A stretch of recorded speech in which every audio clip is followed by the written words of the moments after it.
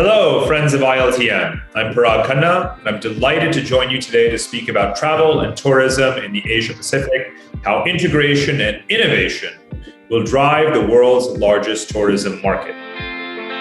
Of course, the pandemic has been so severely disruptive for the world's travel and hospitality industry. However, there are some underlying mega trends from before the pandemic that will sustain long afterwards. And one of them is the sheer size of the Asian mega region. If you look at this chart, what you're seeing is the size of the GDP of the major economies in the world as measured by purchasing power parity, the actual consumption power that citizens and consumers have across the world. And what you'll notice right away is that the bubbles in orange that represent Asia, the full extent of Asia, from Turkey all the way to Japan, from Russia all the way to Australia, represents more than 50% of global GDP. So yes, your focus should still very much remain on the travelers and consumers in this region, what they're doing in the region, and their impact on the world economy, world commerce, world travel, and tourism. And indeed, bouncing back from the pandemic, Asia remains the region that will be in the driver's seat of global growth. An estimated 4 to 6% per year growth, which is more than double the rate of growth of the rest of the world. Alongside the economic surge of Asia is the fact that Asia has spent the last 30 years tying itself back together again. Why 30 years? Well, it was 30 years ago that the Soviet Union collapsed. And since that time, the new Silk Roads have flourished again. Here you see the extent to which countries or sub-regions within Asia, such as the Gulf Cooperation Council countries in West Asia, the Association of Southeast Asian Nation countries in Southeast Asia, have become more tightly connected. One interesting consequence of the economic dynamics within regions around the world over the last 10 years has been that Asia now trades more internally than it does with the rest of the world. If you look at this one big arrow in the middle, it's the relationship between China, which has 1.4 billion people, and Southeast Asia, which has 700 million people. And you see that they are trading $730 billion a year with each other. And that's not just the exchange of goods and services. It also represents flows of people, of merchants, of travelers, and other citizens, including students. Now, just to put it in context, that means that only Europe trades more with China than this region of Southeast Asia. And China trades more with Southeast Asia than it now does with the United States. So that is another trend that we expect to accelerate in the coming years ahead. All of this has enormous implications for travel and tourism.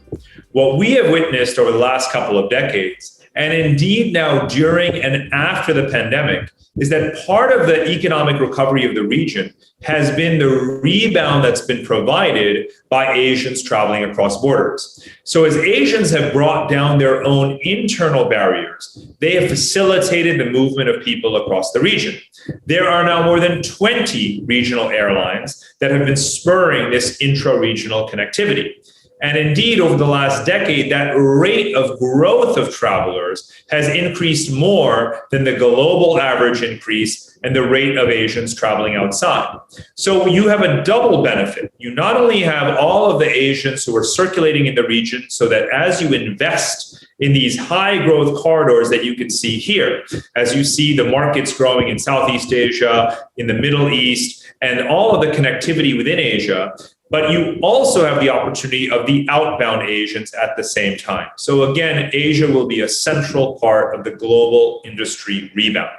Now, what's also important to bear in mind is, again, this spans the full geography of Asia. So for those of you in the industry who are looking to understand and to plot 5 years ahead, 10 years ahead, where should you locate hotels? What will be the next destinations that people will want to go to? Start tracking the data now as of 2021. This is the beginning of the post-pandemic era where people's choices as to where they're going to travel, where they're going to go for holiday, for business, what new connections and axes are developing will become further and further entrenched. Here, what I'd like to emphasize is this full demographic and geographic breadth of Asia and the opportunity it represents demographically as well. Because Asia now is not just the way we thought of Asia in the 20th century, which is to say the Pacific Rim.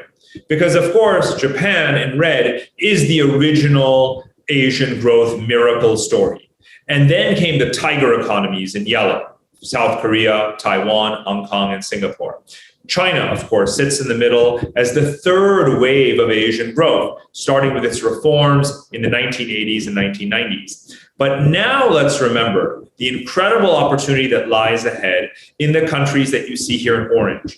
And those are the ones that I call the fourth wave of Asian economies. And what is so unique and special about these countries is, first, their youth. If you take the countries of Pakistan through India, through Southeast Asia, all the way to Indonesia and the Philippines, that is 2.5 billion people in these contiguous countries. That is, of course, 1 billion more people than China. But here's what really matters when you're thinking about the future of travelers. They are younger. This is one of the youngest regions in the world. In fact, you could go so far as to say that Asian youth represent the future of humanity, because there are 2 billion young people across all of Asia. So you have young countries that are fast growing, that are receiving a lot of foreign investment, that are urbanizing with energetic and ambitious populations. And fortunately, as these countries come out of the pandemic, they are eager to leapfrog. They want to digitize, they want to embrace the future. And of course, their people are also very, very eager to travel again.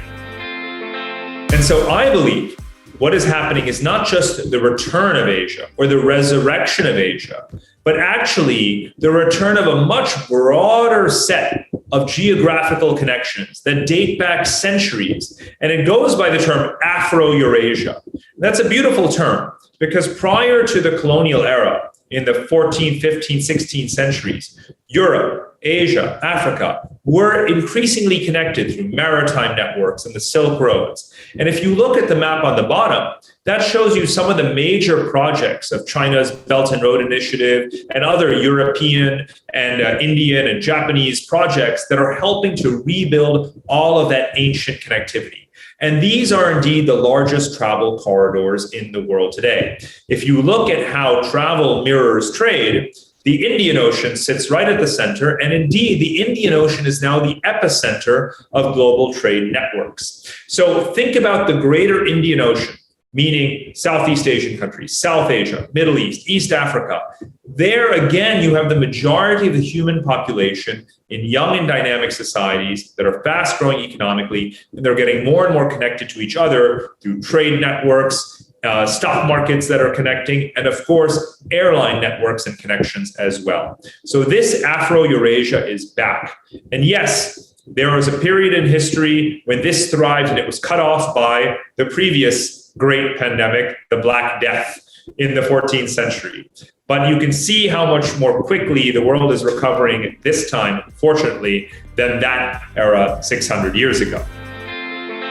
Now let's go back to the global picture and what all of this means. In fact, even though many people have talked about the death of globalization and the end of globalization, that is not true. Whether you look at internet connectivity or global capital markets, and again, linkages among stock exchanges and the flows of people as well, globalization is here to stay. In fact, if you remember what I showed at the beginning with the 3 large sets of bubbles, the 3 centers of the world economy, North America, Europe, and Asia, represent still trillions of dollars of annual commerce and trade and exchange. And indeed, the thickest connection today is actually not the same as the late 20th century. Then it was the transatlantic axis, North America and Europe, the Western alliance, if you will, that represented the largest share of global trade. Today, it is Eurasian, between Europe and Asia, the 2 largest economic zones in the world, the most trade-dependent economic zones in the world, and the ones that are, as you can see here by that number 1.6 trillion in the upper right, exchanging the most in goods and services every single year. And because of all the infrastructure investment, whether it's high-speed railways, airports, and again, the urbanization patterns of young people, that will be the segment that will grow the fastest in the years ahead. So it still is the right time to be looking at the flows of people across Eurasia and the opportunities that travel and tourism present there. And this, again, is almost 6 billion people, the majority, the significant majority of the human population. So can the global tourism and hospitality industry bounce back to what it was before the pandemic? Well, first of all, let's stop and appreciate you and the role that the industry plays in the world economy. The pandemic taught almost all of us that we need to have a clear distinction between essential and non-essential services. And people also realized that one of the industries that was hardest hit was indeed tourism, which represents $1.6 trillion in annual spending that had reached a high point in 2019 of 1.5 billion people crossing borders and nearly 10% of the global economy as a whole. And therefore, it's so important to make the case that this industry is an essential part of the world economy, and that the stimulus measures, government support that is being made today and that will continue help this industry to rebound. Now, let's also look at the geography of travelers. What you see in this chart on the right is that whereas Europe has historically represented the largest share of international tourists, the Asian share is growing. And that, again, is not just those Asians traveling within Asia, but also reaching outward. And so Asia's surge is not only by volume, but also in the amount that Asians are spending. And furthermore, just as I showed you before, the evolution of the Asian economic miracle from Japan through the tigers, through China, to the fourth wave economies, that's also why many countries and many tourism operators are realizing that they should not depend only on Japanese or only on Chinese, but to start to branch out and capture that much larger catchment area of all of Asia with its 4.5 billion people, because they represent, especially the younger societies of the fourth wave from India through Southeast Asia, the next wave of global travelers that will define the future of the industry and its future revenue streams. So now we have the economics, the geography, and the demographics covered. Let's talk about the technology. This is going to be a very exciting time for the digitization of the entire travel industry. And indeed, that is one of the trends that was also underway prior to the pandemic. But now we have a very good reason to digitize everything. Of course, when it comes to consumer experience, the travel consumer experience, there was an effort to, and will continue to be efforts towards optimization, maximizing the omni-channel, helping individual travelers and customers and retail users of various travel sites and portals to port their identity and their preferences across different sites. The more information that people put online, the more it should be better organized to create more efficiency, but also for you to know your customers better.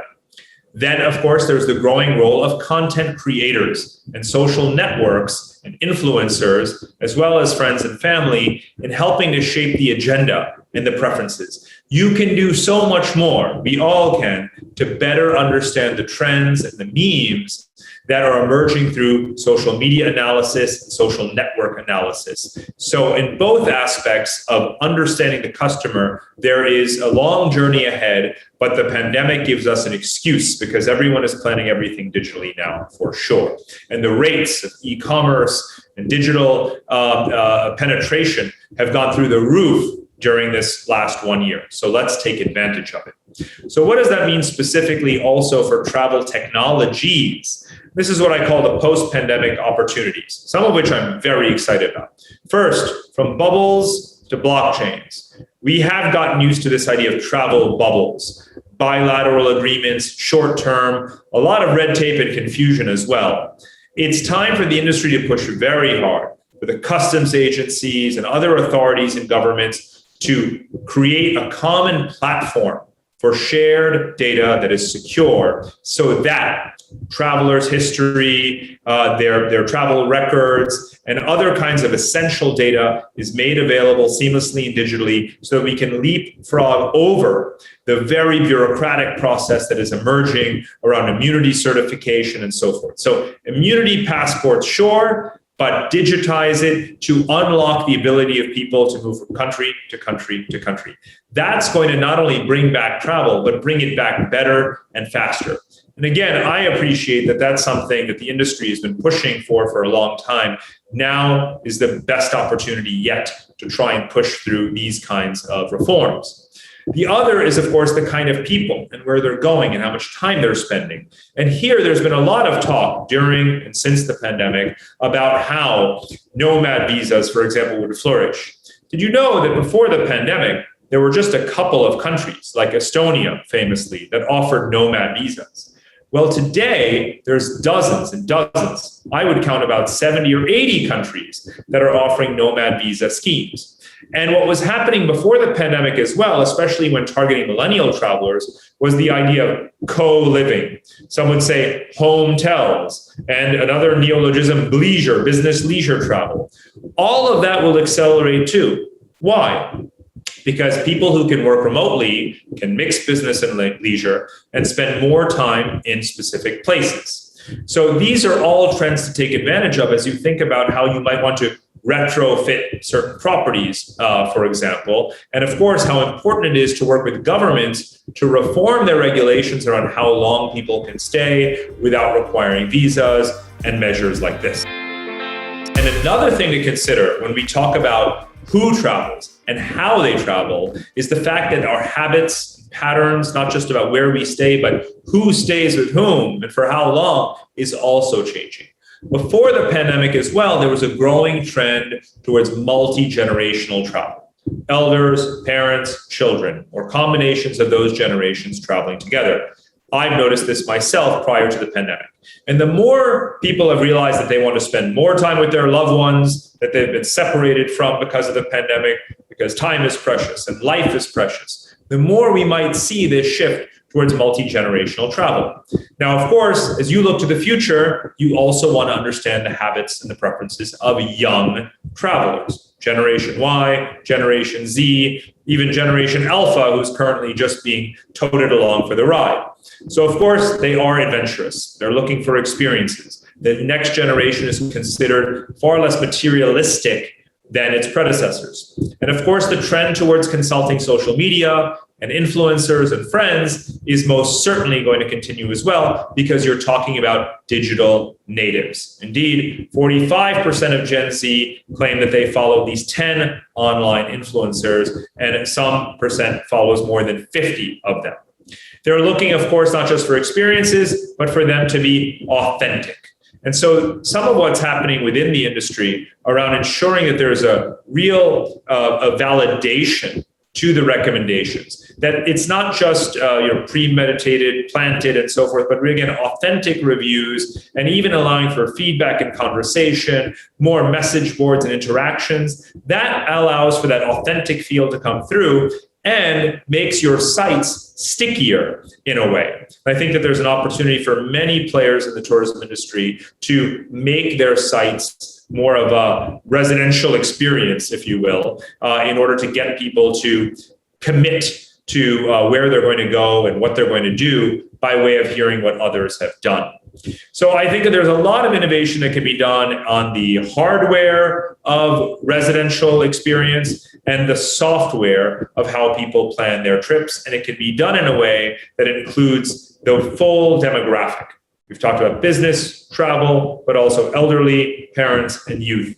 All of that should be taken into account to craft and curate a holistic travel experience. And all of this does come back to Asia, the cradle of the world population, where you have the largest number of old people, working age people, and young people in the entire world, where you have the fastest rates of digitization and 5G adoption, and where governments are trying to take the measures to move beyond the travel bubbles and immunity bubbles into some kind of a digital platform so that all countries can go back to that cooperation. So we need to embrace the Asian population as a set of global travelers, and we need to work with their governments, with their platforms, with their companies in order to make sure that there's an interoperability so that you can make it easy for Asians to travel out around the world again. So engage with Asia, invest in Asia, but also attract Asia to yourself wherever you may be in the world. Thank you.